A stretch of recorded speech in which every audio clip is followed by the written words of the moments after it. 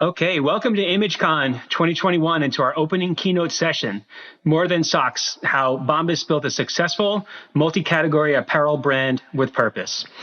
Bombas is an amazing company with not only a phenomenal product, but also a tremendous mission, all of which we're going to talk about today. But before we do, we'll start off with some introductions. So first off, I'm Gary Balabio. I'm the Vice President of Technology Partnerships for Cloudinary, and I'll be today's moderator. Next, I'd like to introduce our keynote speakers. First with David. So David Heath is the co-founder and chief executive officer of Bombas. Prior to 2013, before Bombas launched, David dedicated 2 years of rigorous product testing and refinement to create the best performing and most comfortable sock, while staying true to their mission of helping those in need. Previously, he led business development as one of the founding employees at Urban Daddy, followed by joining new media acquisitions and strategy team at Kpis companies. David founded 3 companies with 1 successful exit and has invested and consulted on a range of startup businesses from concept through launch and continued growth. David has been featured on ABC Shark Tank, NBC's Today Show, CBS This Morning, ABC Good Morning America, Bloomberg TV, and the New York Times, and was named Ernst & Young's Entrepreneur of the Year in 2017. Welcome, David. Next is Randy Goldberg. So Randy is the co-founder and chief brand officer of Bombas. He is responsible for bringing the brand to life, creatively conveying the Bombas brand and mission, and leading the design team to create products that boast an innovative combination of fashion, function, and philanthropy. Prior to Bombas, Randy also founded Tennis Partners, a creative consultancy and pop-up Flea, a personally curated pop-up market of new and vintage men's goods. Randy's been featured on ABC Shark Tank, NBC Today Show, CBS This Morning, Bloomberg TV, Esquire.com, and was named 2017 Entrepreneur of the Year by Georgetown Business. So David and Randy, welcome to ImageCon, and thank you for joining us today. Thanks, Gary. Thanks for having us. Very happy that you're here. So first off, we'll just get right into it. So maybe for David, can you just describe for members of the audience who are not familiar, who is Bombas and what do you guys provide? Yeah, so Bombas is a digitally native, direct-to-consumer premium basics brand with a mission to help those in need. We launched this company specifically as an e-commerce company. So, majority of our sales comes through our own bombas.com website. We focus on the top drawer. So think about socks, underwear, t-shirts, and really trying to create the best versions of, basics that people live in every single day. So we like to think of the 3 items that you're probably putting on first thing in the morning that you're wearing closest to your body every single day. Those are the things that we get obsessed about. And then really, we'll get into obviously the origin story, but we also donate like-minded items to the homeless community because socks are the number 1 most requested item at homeless shelters. Underwear is the second, and t-shirts are number 3. So we provide very specific design-based socks, underwears, and t-shirts to the homeless community for every pair of like-minded item that we sell. Right on. And can you just go into a little bit more detail, just related to why socks are the number 1 requested item or have been the number 1 requested item in homeless shelters? Sure. I can hop in there. So I guess the idea that socks are the most requested clothing item in homeless shelters, it was a new idea to us when we found out. It wasn't an obvious thing. Socks were sort of always an afterthought for shelters. If you're living on the street, a fresh pair of socks really means a lot. Maybe you're not able to change your socks as frequently, and then maybe you are afraid to take off your shoes at night. So these issues add up. Foot hygiene means a lot when you're walking a lot of places. Maybe you don't have the opportunity to wash your socks as frequently. So all of these things are an issue. And then most shelters and organizations don't accept used socks from people who donate products. For hygiene reasons, for obvious hygiene reasons. So it left this void where shelters really needed socks to hand out. Nobody was donating them. They mean a lot. And it just seemed like the perfect opportunity for us to help solve the problem. Interestingly enough, and like Dave can get into this as well, the idea for us was how do we help solve this problem, not what's the business angle here. That came a little bit later. Got it. So you were inspired by solving that problem first. So let's talk about the founding story maybe a little bit more. Let's get into that. So I believe the part of the inspiration was related to some data that you saw somewhere on Facebook, I guess on a post related to the number one requested item at homeless shelters, being socks, and that kind of inspired this journey. But were you two both already looking at starting a company, maybe in the manufacturing and clothing area, or how did it all arise? Can you just go into that maybe a little bit more? Yeah. So Randy and I became friends and met at this other startup that we were working at. Randy was the sixth employee. I was the seventh. Our chairs literally, touched each other's backs. It was a really small office at first. And we won't go into the diatribe of, my loud voice being on sales calls while Randy was trying to type creative content emails. Not a great start. Not a great start. But we quickly realized we both had a shared passion for entrepreneurship. Both of our parents were entrepreneurs. And we kind of decided that over the course of working together, just naturally, we'd go out to lunch together, we'd work out together, and we'd always be like, hey, what about an idea where you can buy one gym membership and access a bunch of gyms, which, funny enough, ended up turning into ClassPass. We talked about, what if you got pre-portioned items to cook at home, turned into Blue Apron. I like to think that we had a lot of really good ideas that we never executed on, which I think just only reinforces the fact that, ideas are only good as the execution.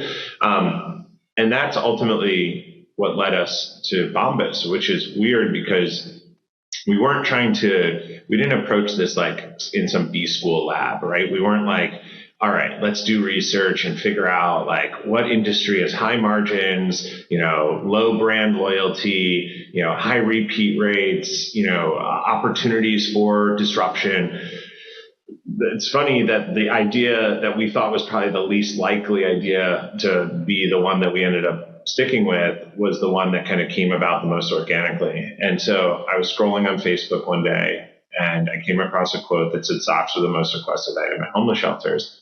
And I kind of sat there and I was like, wow, this is pretty sad. Here's an item of clothing that I've never spent more than a few seconds a day thinking about. And it's being perceived as a luxury item for over 600,000 people living here in the US and even more abroad.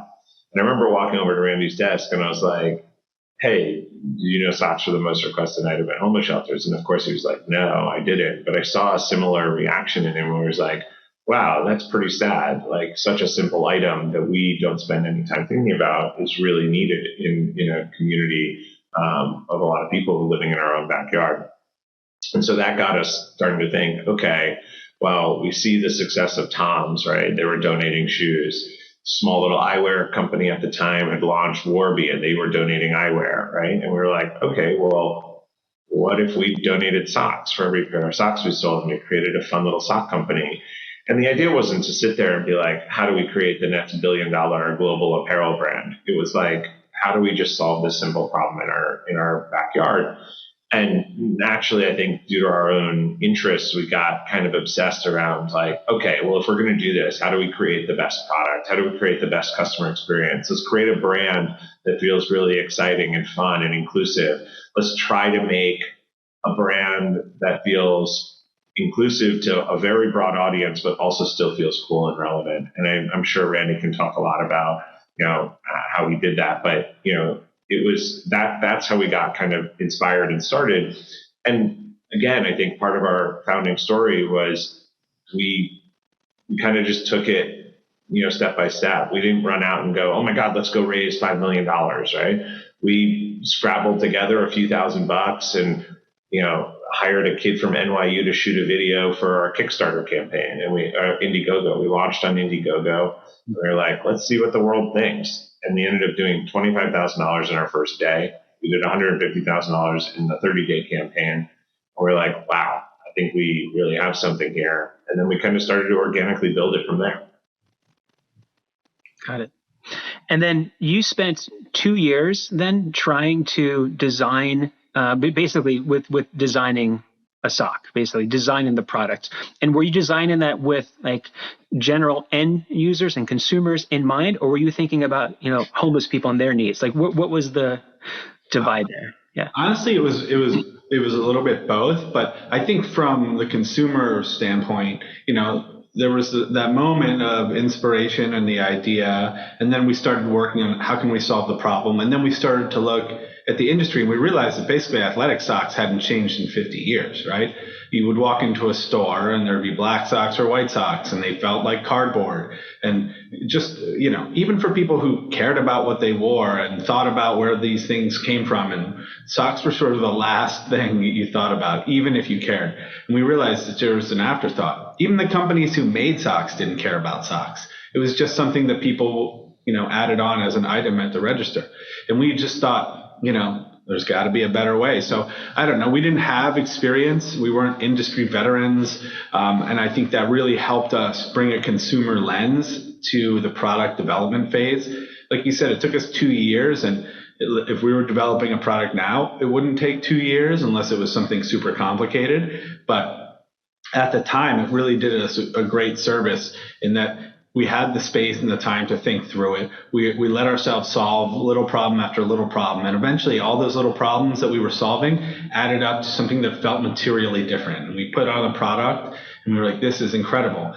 And that happened all leading up to our launch. So we had 2 years before we launched our campaign and launched our website, where we were working, with a factory partner, and we were sending ideas and requests to them, and they were sending back samples to us, and then we were tweaking it and sending, we were asking them to do things that no one had ever asked them to do before, and they just didn't understand. Socks were always really like a cheap commodity. And for us, the idea was bring people comfort. You're on your feet. This is an important thing, right? Like foot comfort matters. And the more comfortable you are, the more supported you feel. People are changing the way they're living their lives. They're living more active lives. They're blurring what they wear to work and wear out at night and on the weekends and to the gym. So we wanted something that really fit the bill for a modern lifestyle, brought the comfort and support that was available in some really niche products, but had never been together in one sock that was for the mass market, for everybody. And let's see if we can make something better. And if we make something better, people will love it. And if they love it, they'll buy it. And if they buy it, and we donate a pair for every pair we sell, then we'll donate a lot. And every one of those donations matters. And then if you do that and you multiply it by all the donations, we'll really have something. We'll be really creating an impact with our business. So that was the idea, and it started with that product development phase and the intention. And by the time we got to that launch, we felt like we really had a great product. But, it's got to sell. Mm-hmm. And I think one of the most important lessons in there for any entrepreneur or anybody who owns decision making in a company, right? If you're an engineer, if you're a designer, right? You don't have to try to you don't have to be an expert necessarily in a specific field to make instinctual decisions, right? I think about UX and UI. Randy and I never really came from that world, but guess what? We've all shopped a lot on websites, right? And so if we were shopping our website, we'd compare it to other websites and we'd be like, why does this experience work this way, right? And we'd be like, this doesn't make sense, right? The same way that we were like, bad, cotton in socks that feels scratchy in your feet that's constantly falling down 6 times a day doesn't make sense. So you don't need to be a domain expert to leverage your own experiences to create better product. that absolutely makes sense. I mean, just take it from your own perspective and just take a look at the problems that, you can help solve. How many donations have you guys made? Or has Bombas made so far? Yeah, to date, we're over 50 million items donated. 50 million pairs of socks. And where? Socks, tees, and underwear. Yeah. Socks. Okay, so that's everything. Got it. Yeah, we added some. It's mostly socks. We're kind of just getting started on the underwear and tees front. Socks have an unfair advantage. We've been in socks for 8 years, so don't feel bad for our t-shirts and underwear just yet. They're getting there. Yeah. So there's 600,000. You mentioned 600,000 homeless in the U.S. That means you're distributing these all over the world. What are the locations where you're distributing the We donation? actually distribute the majority of our donation product in the United States. One of the big ideas that we had around the impact that we wanted to have was that, listen, homelessness is an issue in the United States. This is a lot of companies try and solve global issues, and we obviously support that. But we really wanted to make a business that had an impact where we all work and live in our communities. I think everyone on some level has had an experience with homelessness, knows somebody who has experienced it, has come into contact with somebody experiencing homelessness. And, for us, it was about, let's do something here. So we distribute products to shelters and organizations in all 50 states. So running from like a very small, almost like a mom and pop shelter run by one person who really cares in a community and can take 2 boxes of socks a year, to big national organizations who will distribute millions of pairs on our behalf. So it's a pretty big infrastructure of giving that we've built over the years. But that really all just started with one organization who helped us learn how to donate socks, who helped us improve our donation product so that it specifically meets the needs of people who are living on the streets, and helped us understand the type of impact that we could have through our business. So it started small, and like anything else, we've built it over time. We've invested in it. Our employees are invested and motivated by it. And the impact is it's turned into a logistics network for donating products, and something that we're really proud of at the company. That was one of the questions I had, just related to the logistics here. I mean, so you have 2 sides to your supply chain. You're basically manufacturing socks for the consumers who are buying it, and then the other side, you're manufacturing socks for the donations that you're making. Can you talk a little bit about how you scaled that out, working with different organizations throughout different states? I'm assuming many different cities in all the different states as well. So how does that scale out? And then also the donations that you're making, is it a specific pair of socks, or what kinds of socks are being donated? Can you talk about that a little bit?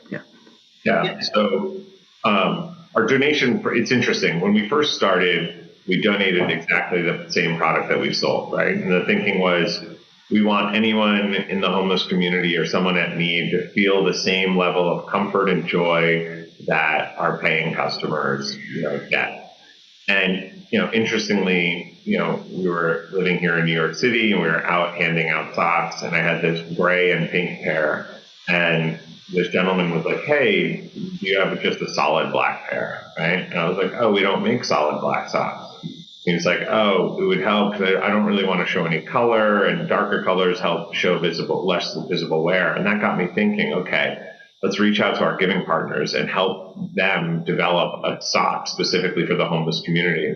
And that got us really obsessed with creating product for our non-paying customers, which we call the homeless community, and then our paying customers, right? They have 2 different use cases. So we start with the same core construction. And this applies both to our socks, underwear, and t-shirts.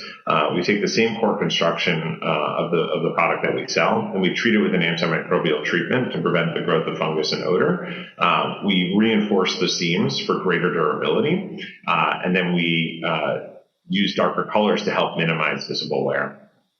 And so this idea around creating specific product for a customer set that had very different needs was very important to us, and something that we've held true to this day.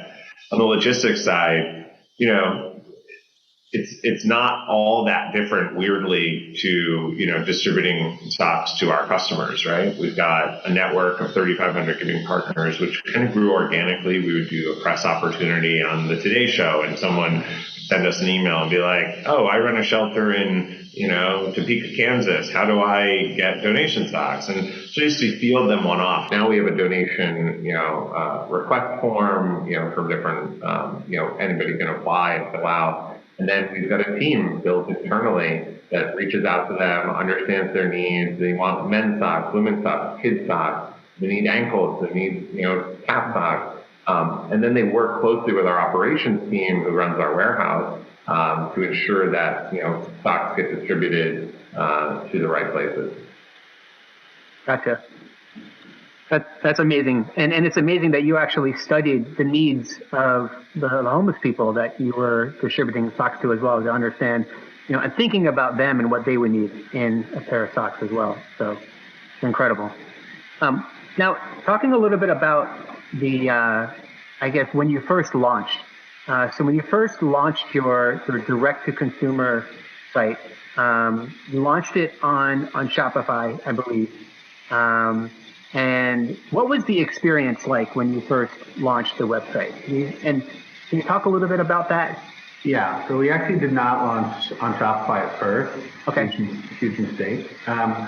There was a different company at the time, I think, and we made a decision, in the early days not to do that, and we ended up re-platforming to Shopify at some point, and now we're still a Shopify customer. But building that first site, listen, I think, when you have a e-commerce, a direct-to-consumer company, at the time, that was our only store, right? So if your website is your only store, you have to make sure that every aspect of it is on point, that your storytelling is there, that you're converting, you're providing people the right opportunities, the right information at the right time, that the visuals show up at the right place, the storytelling is good, the e-com photography is good. You can't really make any mistakes. You have to be super opportunistic about it. So we spent a lot of time on it, and we had limited resources, and we got really scrappy. But we tried to bring in experts to help round out the situation. And I think if we look back at our original site right now, our heads would probably explode.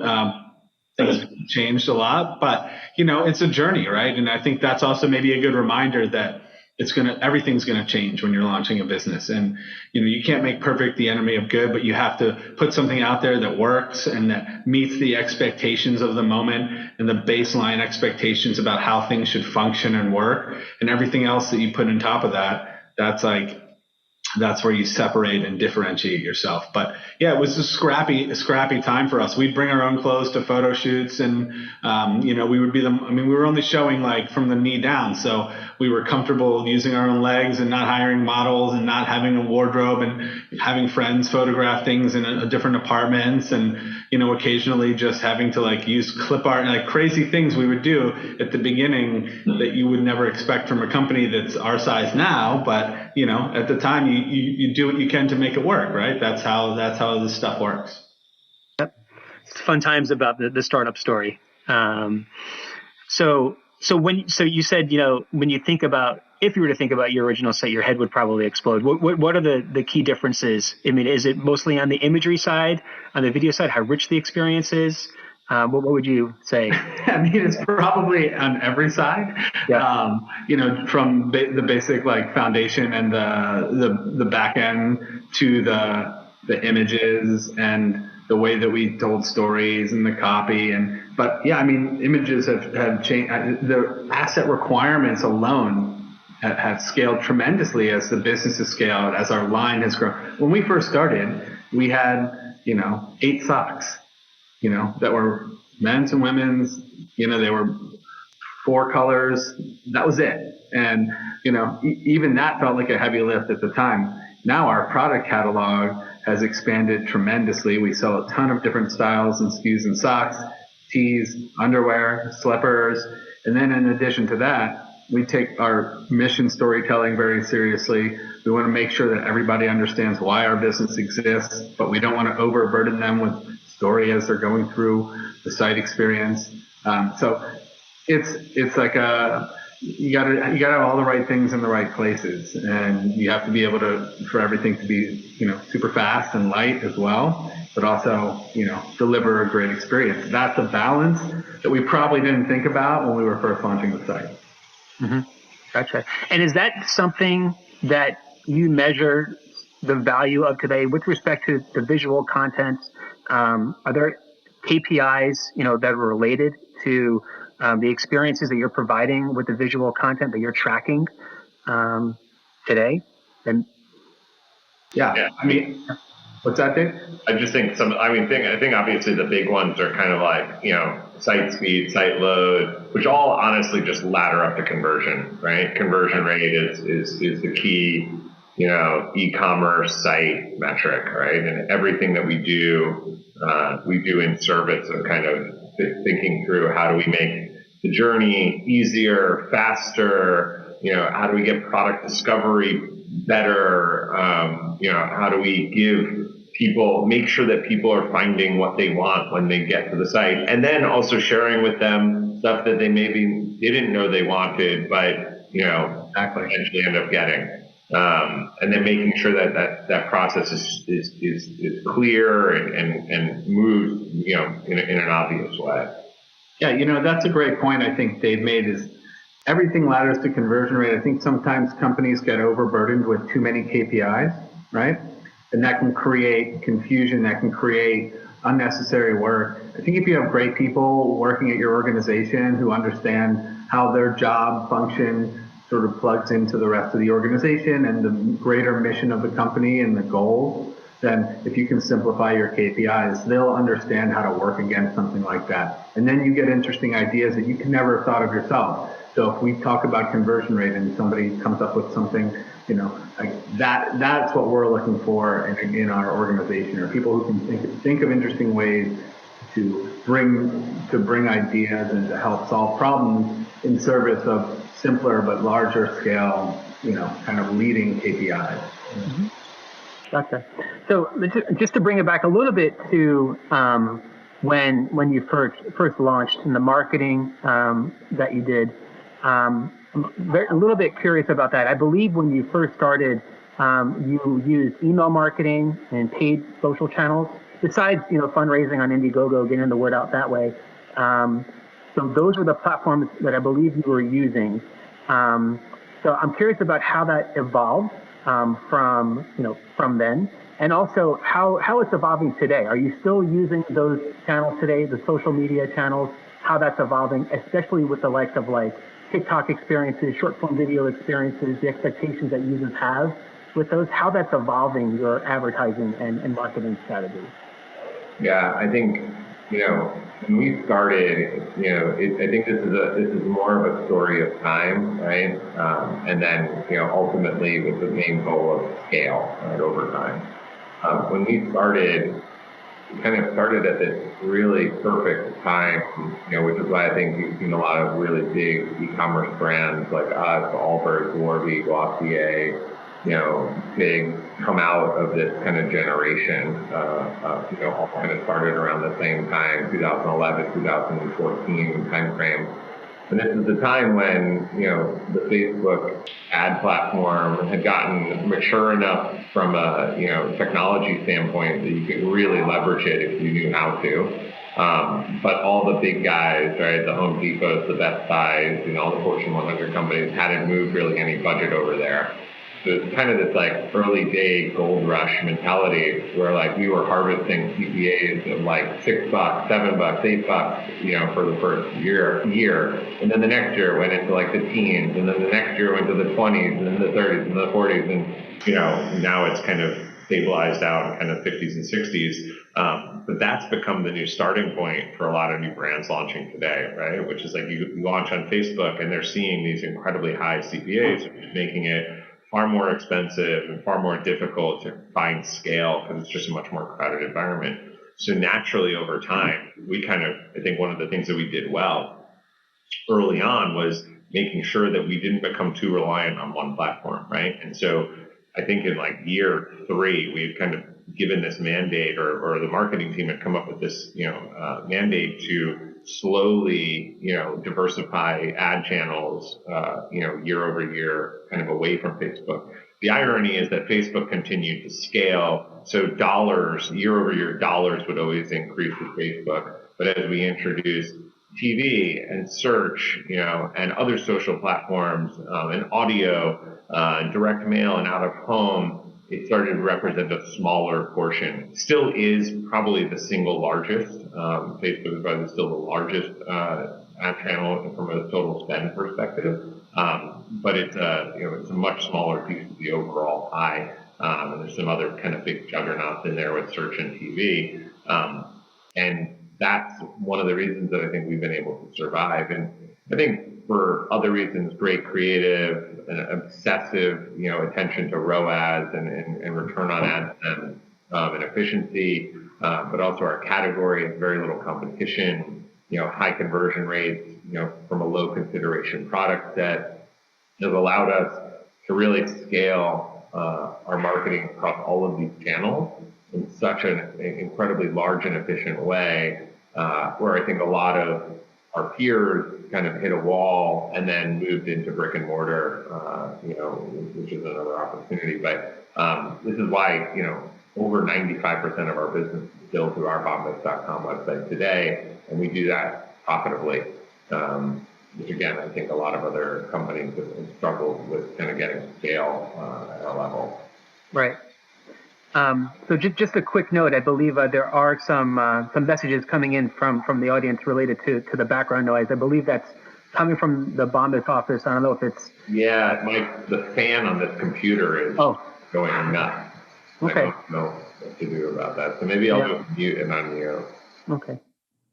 Okay. Wow, that's amazing. So apologies for that. So yeah, that sounds good, David. Wow, that's crazy. I didn't know what that was. Yeah, it was pretty crazy. So really quickly, so just to remind I'm sitting here with it. I'm like, I don't know what to do. Just a quick reminder for the audience, we are taking questions. So if you like to ask a question, please submit that, and we'll do what we can to ask that. Bring the questions. We want them. Yeah. So really, I guess just keying off the point that you just made, David. I think you have an incredible following and you have a lot of loyal customers, but I guess how do you continue to set yourselves apart from the larger online retailers? Clearly, I'm sure that's always on your mind, and it would be on my mind. And how are you doing things like driving customer loyalty? I'm assuming that the mission and the quality of the product is a big driver for your customers and repeat business. But what else are you looking at in that regard? You sort of nailed the number one and two reasons why people are buying our product, right? And these have been the foundational ideas of our business since day one. An incredibly high quality product, something that you can't get anywhere else, something that when you put it on, you don't know necessarily all the things that went into why it's better, but it just feels different and you feel better throughout your day. And that's meaningful. So people come back for that. And then the commitment to giving back in our communities, and an authentic commitment, and making sure that we tell the story so that people understand where their donations are going. We are donating product on behalf of our customers. We take care of our customers. That creates loyalty. We're donating product on their behalf. They understand that their purchases are meaningful, and we're telling those stories. So those two things combined are a powerful combination for repeat business, for loyalty, for engendering support in the shopping community and in the broader population. This is, I think, the key to our success, the key to repeat. We don't worry too much about what others are doing. You asked how we set ourselves apart. I think we think deeply about innovation and continuing to push our product and give our customers what they're asking for and show them things that they didn't know they wanted. And then we also think deeply about how we can continue to have a larger impact on the social mission side of things, how we're continuing to support the giving partners, add new giving partners, create more of an impact. And I think if we focus on those two things, which have been the same things we've been focused on since day one, if we focus on doing those consistent things, but telling the story in new and fresh ways with better assets and better ideas and creating better versions of the same story, that's how we'll continue to win, because that's how, it takes a lot in today's world. There's a lot of information that people see. You're inundated with things, with companies, with brands. People have strong filters for what they believe and what they don't believe and what they want to spend their time on. So we respect that idea and make sure that if we're going to communicate, it better be great. And if we're going to take time out of people's day, we better be careful about what we're sending them and be careful to make sure that the creative looks great, the story is real, the products are really good. And, and then don't take yourself too seriously. It's just socks, tees, and underwear, just take the work seriously and our impact seriously. Yeah, Makes sense. I think it's so important to underscore one of the points that Randy called out, which is, and I think this is a reaction to, the type of place where we worked before, which was, not really thinking about competition, right? And considering yourself your competition, right? Like, setting your own personal best, right? And then marching, trying to beat that. I think we worked at a place where we were constantly, with one eye, over our shoulder, looking at what everybody else was doing, right? And that made us really reactive rather than proactive, right? We'd see what one other competitor was doing, and we'd be like, okay, well, now we have to do that, or we have to respond in some way to doing what they're doing, right? Rather than kind of considering yourself the trailblazer and just putting the blinders on, right? And just saying, you know what? I know, with confidence that I'm going to focus on high quality product, a great customer experience, right?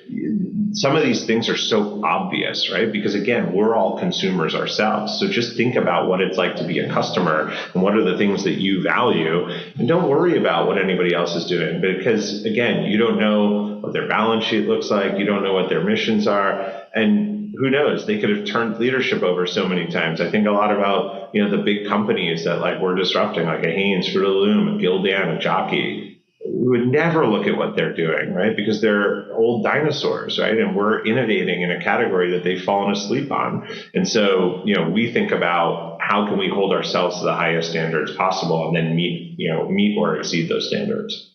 I love that point of view, and just thinking about, how would you disrupt yourself, right? And then go and do it basically, and keep on innovating in that way.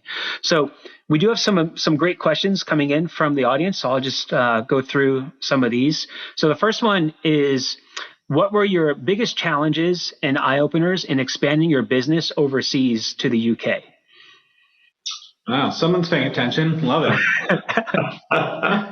Yeah, we literally just launched the UK yesterday. We're kind of doing a media and PR push tomorrow. It's interesting. We've been talking about the UK for what feels like almost 3 years now. And I think one of the biggest challenges was realizing that it's not as simple as just spinning up another Shopify instance and putting up some product and then being like, okay, now we're in the UK. We did a tremendous amount of research around, the importance of having boots on the ground, right? People who are from the UK, right? And understand the cultural dynamics, understand the merchandising is different, understanding, language and copy is different, knowing what types of creative will work and won't work. And then localizing distribution, right? For a few years, we were like, all right, let's just turn on cross-border. But like, that's not, again, we go back to customer experience, right?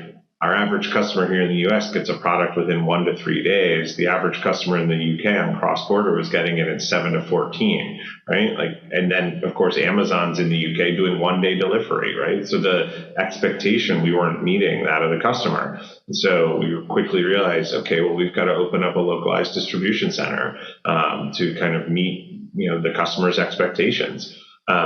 So I think understanding the nuances of each local, geography that you go into is so key to understanding that you can't just assume that because what you do in the US, replicate that all over the world and it should work.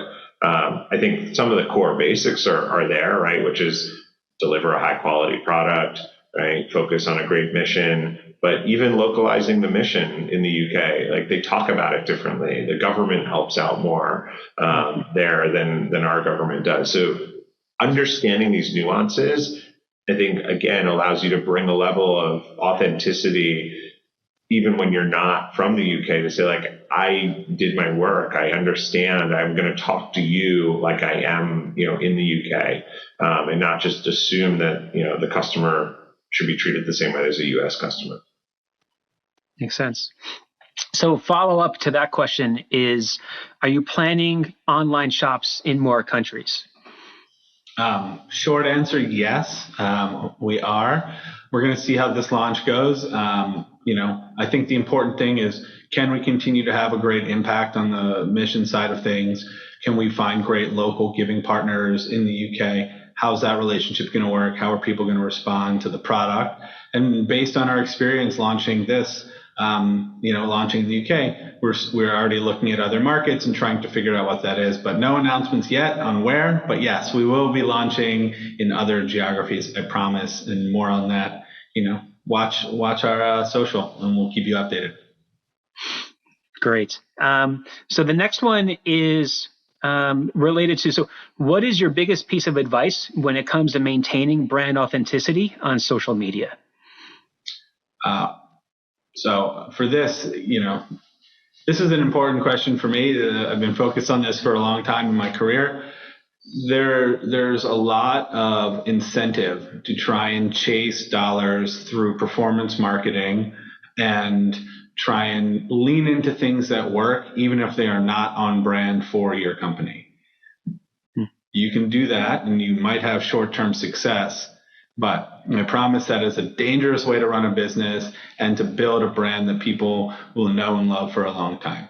You have to be willing to make sacrifices and compromises in the short term to build something lasting and well-loved in the long term.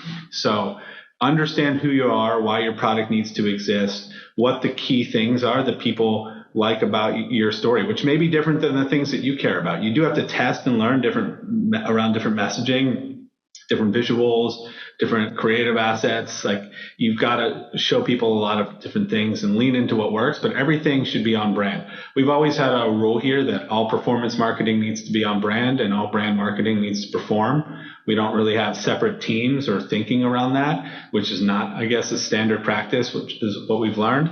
But for us, it makes sense, and it's a guardrail that helps us just make decisions and say, listen, like, I know that's a good idea, but we can't do that. We can't say that. That's not who we are. We don't believe that. And we don't really care if it works. We'll find something else that's more us that does work. And you have to have that discipline. It's tough. Mm-hmm.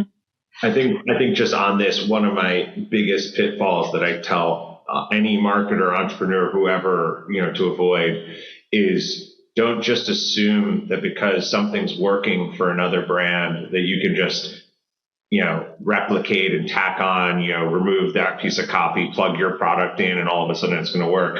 Remember, we had this really successful video, one of the first, viral marketing videos, as it were, around our millionth pair donated. And we created it as a campaign originally just as a thank you to our customers. We put some Facebook spend behind it and ended up taking off. And to date, I still think is probably one of our highest performing assets. And I used to have people come up to me at conferences and be like, can you tell me the name of the videographer and the production team that you used? And I was like, it's not that simple. Like, once we've already done it, you can't even just replicate it and expect it to work again. That'd be like trying to replicate the Dollar Shave Club video and be like, oh, I'm just going to take my product and plug it into the same script or the same format and the same action and expect it, because the consumer then knows. And this talks about authenticity, right? Find the thing that makes sense for you and your brand to talk about, and don't just try to copycat a bunch of other people, because then that's going to come through to the consumer. Right. So we have, we're running out of time, but we have one more question. I think we're resolving a debate that's happening in an office out there somewhere. So it is, what sells more, ankle or calf socks? Well, I would love to hear how many votes each side had before we settled it. But the answer is we need to remain neutral on this one, right? You can't ankle sells more, but I think Dave and I think calf socks are where our hearts are. It's not a huge advantage, but ankle does sell slightly better than calf. Although I don't want to speak for you, Dave. You're a calf sock guy, right? Total calf sock guy. Yeah. Even with shorts. Awesome. So I guess, since we're kind of wrapping up, so if you can just provide, so we have a lot of entrepreneurs, I think, in the audience, a lot of developers. What advice would you give to a founder starting an e-commerce platform today, or maybe even any company today? Words of wisdom would you give them? You want to start, Dave? Yeah. I mean, the one thing that I think is critical, and this broadly applies to, I think, entrepreneurship or your job or projects, which is this general concept around focus. Picking a lane, right, and picking an idea and then going after it until you've kind of proven that it either does or does not work. I think early day entrepreneurs get and us included, many times over our careers, we get distracted by the new shiny object or the new opportunity, and we say, wow, we've sold $500,000 worth of socks. Let's go create underwear, t-shirts, sweatpants, sweatshirts, leggings, running shorts. We could be the next big blah, blah, blah, blah, blah, blah type brand. And so some of the best advice we got from entrepreneurs over the year was like, you think about, some of the best brands in the world, and they spent their first 10 years selling one product in a few colorways, right? And they became really known and respected for that product. So I think don't underestimate and don't try to chase all these new opportunities. Prove the opportunity up in front of you and go after it. And Randy, I think yours is pretty quick, so related to e-commerce. Well, I don't think we have time, so it's going to remain a mystery. Do we have time, or are we done here? I think we're out of time, but if it's quick, go ahead. We want to hear those words of wisdom. I would just say, if you're the smartest person in the room, you're not in the right room. You got to surround yourself with people who are smarter than you are and lean on people who are experts in what they do. That goes for platforms like Shopify and Cloudinary, and it also goes for people that you're hiring and bringing in to fill in the gaps in your company. Wonderful. Great advice. All right. So thank you guys. I really enjoyed the conversation. I appreciate it. Thanks for, kicking off, what's going to be a great, week of content for us. It's really an amazing story. It's very inspirational to everybody listening. And for those of you in attendance, we look forward to seeing you today and tomorrow during our live sessions. So thank you for attending, and thank you, David and Rennie. Appreciate it. Thank you. All right.